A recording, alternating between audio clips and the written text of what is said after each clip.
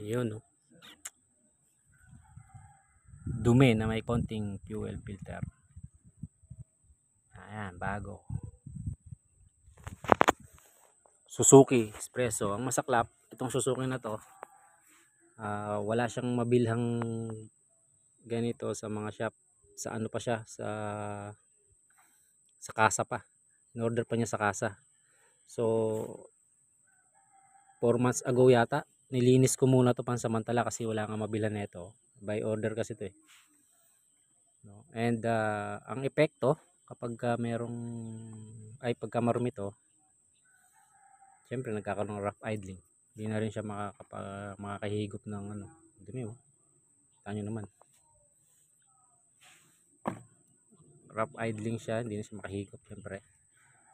Makahigop man siya, may kasama na rin dumi. Yung dumi na yun, papasok naman yun sa injector.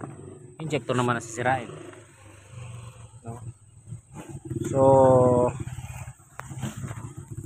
suggestion ko, regular kayo magpalit nito. Hindi naman regular, ibig sabihin every 20,000 kilometers kung sinasagad nyo palagi yung gas tank nyo. Kasi pag sinagad nyo palagi yung gas tank nyo, nahihigop nyo yung mga dumi-dumi sa ilalim. No? Which is ito. Malinis pa naman. Pero sigurado meron na rin konti ito.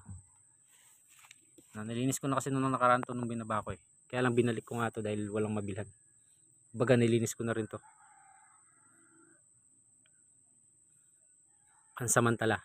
Eh ngayon dumating na yung order niya. Kaya palitan na natin. No, ang mahirap lang sa Suzuki Espresso, bababa mo yung tangke. Hindi siya madudukot sa taas. No. So kung madalas nyo sinasagad yung gas tank nyo, nakakahigop siya ng dumi. At the same time, maya kayo magpapalit ng fuel filter. No. Yun lang. And wala namang masama kung magpalit nito palagi. Ewan ko, mura lang siguro to. 500 yata. Hindi pala mahal. So kung 500 to, sayang din. Pero gan talaga, dumudumi talaga yan. Ano tayong magagawa? Hindi naman to forever eh. Okay.